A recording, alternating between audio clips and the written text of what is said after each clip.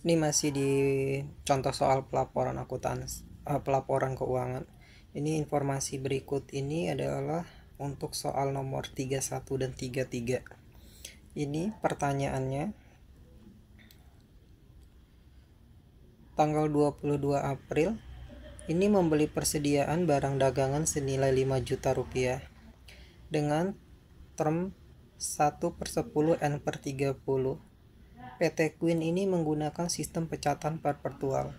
Ini maksudnya 1/10 ini jika kita membayar kurang dari 10 hari atau 10 hari dari tanggal invoice, maka kita akan mendapatkan potongan sebesar 1%. Jika lewat dari 10 hari, maka kita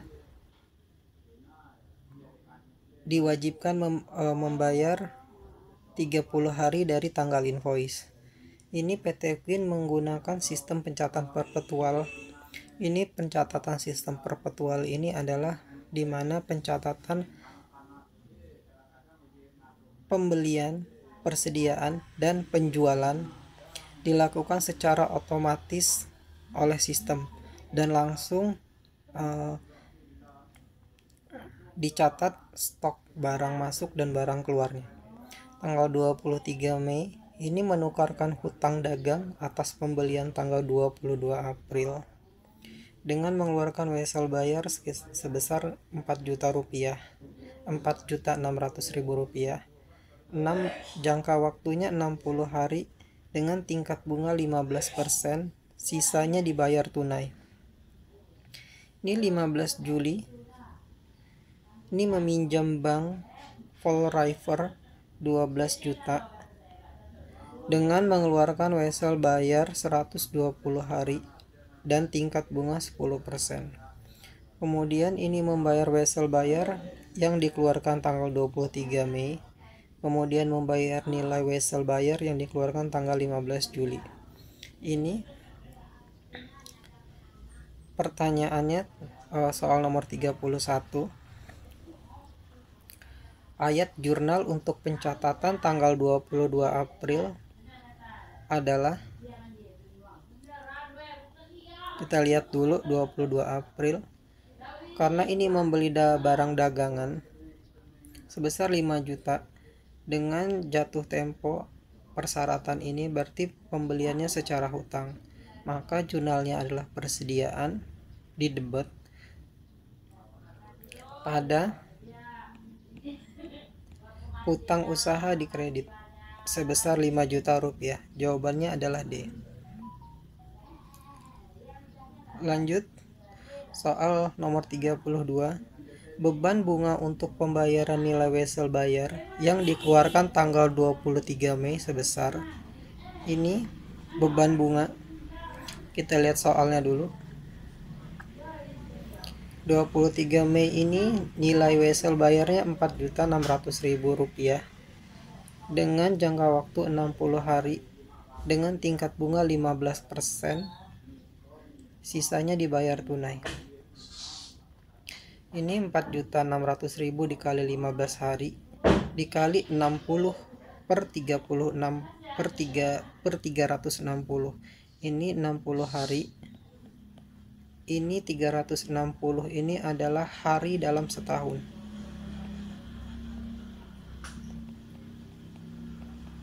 Jadi ini jawabannya 115 A. Lanjut nomor 33. Kas yang harus dikeluarkan untuk pelunasan wesel bayar yang diterbitkan tanggal 15 Juli. Ini kasnya, beban bunganya kita cari dulu. Ini kalau kita lihat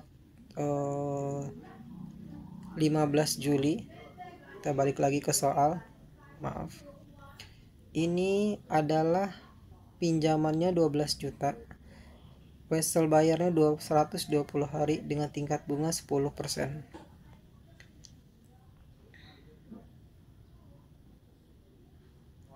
Ini tadi 10% dikali 120.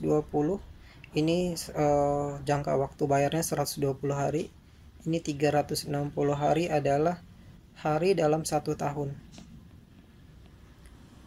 Ini totalnya 400.000 bunganya. Pokoknya adalah 12 juta. Jadi kas yang dibayarkan adalah 12.400.000 di tanggal 15 Juli 2021. Ini 4. Lanjut soal nomor 3435. Pada tanggal 12 Oktober 2021, ini PT ABC melunasi hutangnya yang jatuh tempo senilai 10 juta dengan mengeluarkan uang kas sebesar Rp2.500.000. Sisanya dibayar dengan mengeluarkan wesel bayar 90 hari dengan bunga 12%.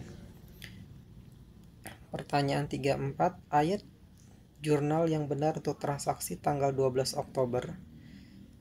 Ini hutang usaha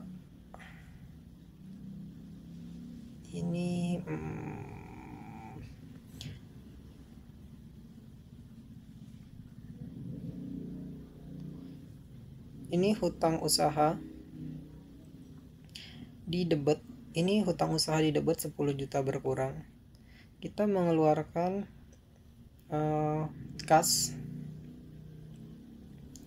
uang tunai sebesar di kredit 2.500.000, sisanya wesel bayar.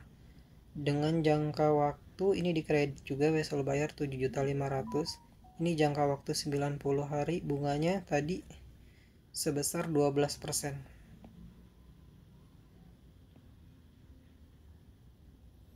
Ini jawabannya adalah A. Nomor 35. Pada tanggal tutup buku 31 Desember 2021, ayat jurnal yang perlu dibuat adalah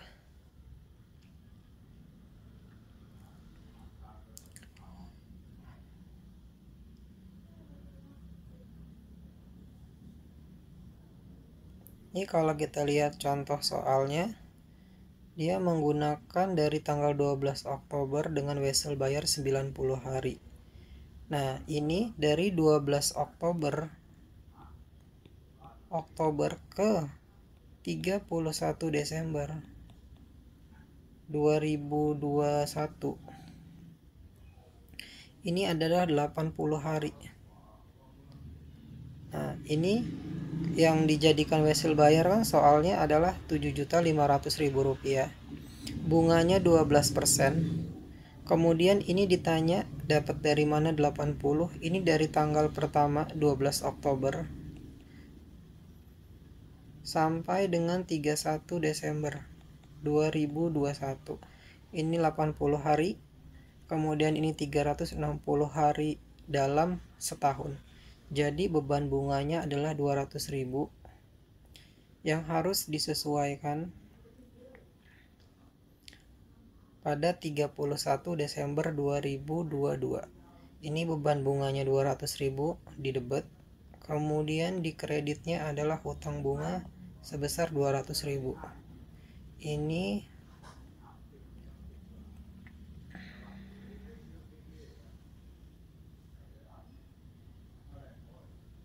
jawabannya adalah B. Lanjut soal nomor 36.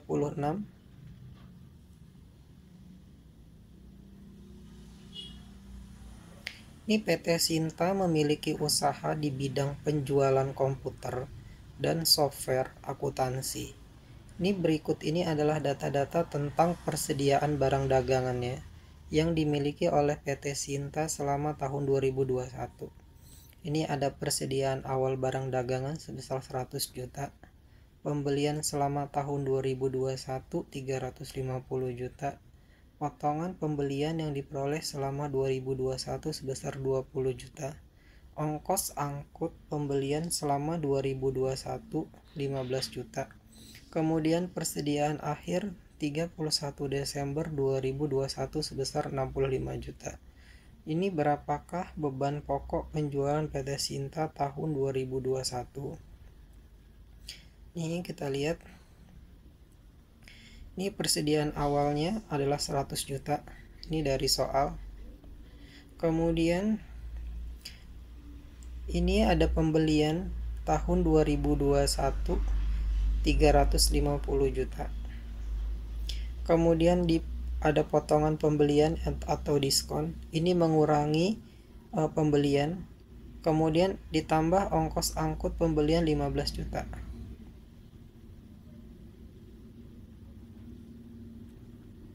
Totalnya menjadi 345 juta pembelian bersih tahun 2021. Kemudian ini persediaan untuk dijual. Totalnya jadi 100 ditambah 345 juta menjadi 445 juta rupiah. Ini dikurangi persediaan akhir, jadi beban pokok penjualannya adalah 380 juta rupiah. Ini jawabannya adalah B.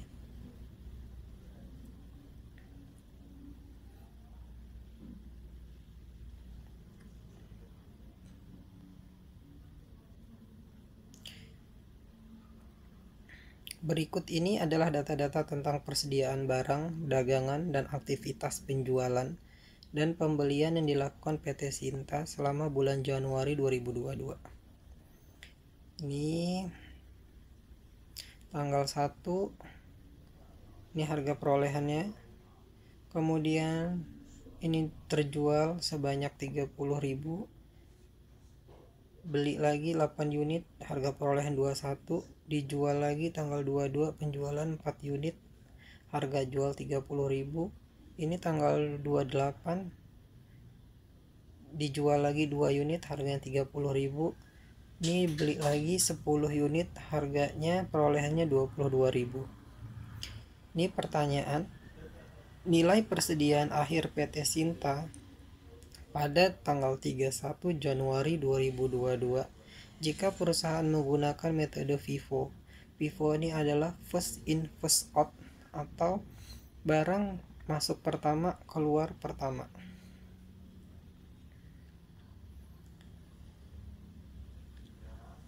Ini 10 unit ini berasal dari pembelian terakhir yaitu tanggal 30 Januari 2021 dengan total biaya pembelian sebesar Rp220.000. Ini 10 unit dikali 220, kita lihat tanggal 30. Ini 22.000 pembeliannya. Kemudian ini 5 unit berasal dari pembelian tanggal 10 Januari dengan total pembelian 5 dikali 21.000. Ini bentar, 25 unit 10 Januari.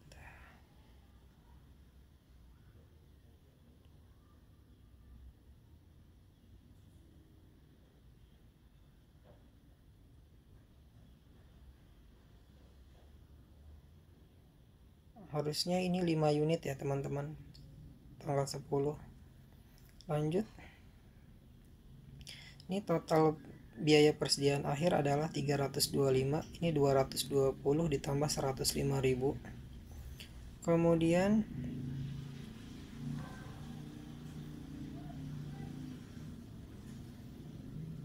jawabannya adalah D, nomor 38. Ini nilai beban pokok penjualan selama bulan Januari 2022 jika PT Sinta menggunakan metode FIFO. Ini first in first out, barang tuh masuk pertama keluar pertama. Ini persediaan barang awal barang jadi Rp200.000. Ini kita lihat contoh dapat dari mana. Ini saldo per tanggal 1, ini 10 unit dikali 20.000, ini sebesar Rp200.000. Ini dapat dari situ angkanya. Kemudian ini ditambah total pembelian bersih Januari Rp388.000. Ini didapat dari pembeliannya tanggal 10, tanggal 30. Ini 21 dikali 5, ini 105. Ini 105.000 rupiah. Kemudian ini 220 tanggal 30, 10 kali 22. Ini 220. Jadi totalnya adalah 325 rupiah, 325.000 untuk pembelian di bulan Januari. Ini harusnya 325, sorry. Nah, ini berarti persediaan barang untuk dijualnya adalah 525. Nah, dikurangi persediaan akhir 325. Persediaan akhir itu tadi kita sudah hitung di sini, diambil dari soal nomor 37. Dikurang ini, jadi harga pokok penjualannya adalah sebesar Rp263.000. Ini jawabannya adalah C. Lanjut soal nomor 39. Ini persediaan diukur sebesar, ini ada cara pengukuran persediaan. Ini antara biaya perolehan atau nilai neto atau nilai bersih. Ini artinya mana yang lebih rendah. Cara bacanya seperti itu. Jadi jawabannya adalah D. Ini pokoknya intinya antara biaya perolehan atau nilai neto, mana yang lebih rendah. Ini adalah pengukuran persediaan. Lanjut nomor 40. PT AG membeli komputer yang biaya perolehannya sebesar 8 juta rupiah. Jika nilai sisanya Rp400.000 dan masa manfaatnya adalah 4 tahun, maka pernyataan berikut yang benar adalah: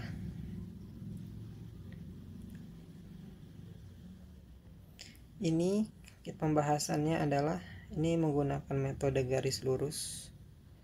Ini 8 juta dikurang nilai residunya, nilai sisanya 400.000 dibagi 4 tahun itu Rp1.900.000.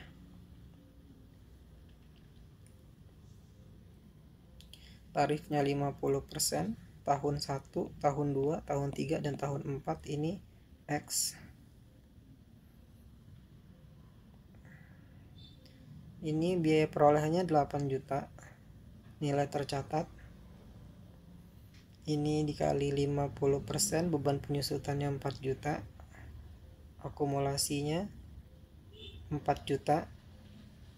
Ini nilai tercatatnya pertama 8 juta di tahun pertama, dikurangi biaya penyusutan, dikurangi akumulasi penyusutan sebesar 4 juta. Sehingga ini saldonya menjadi nilainya 4 juta. Kemudian ini tahun kedua, 4 juta diambil dari nilai tercatat dikali 50%, beban penyusutannya menjadi 2 juta. Sehingga 4 juta ditambah 2 juta mendapat 6 juta rupiah. Ini nilai tercatatnya menjadi 2 juta rupiah. Kemudian 2 juta rupiah pindah ke sini sebagai nilai tercatat dikali 50%, beban penyusutannya 1 juta ditambah 6 juta dapat 7 juta rupiah untuk akumulasi penyusutannya. Nilai tercatatnya menjadi 1 juta, 8 juta dikurang 7 juta. Kemudian ini 1 juta, ini X 600.000, sehingga kembali lagi jadi 400.000 rupiah.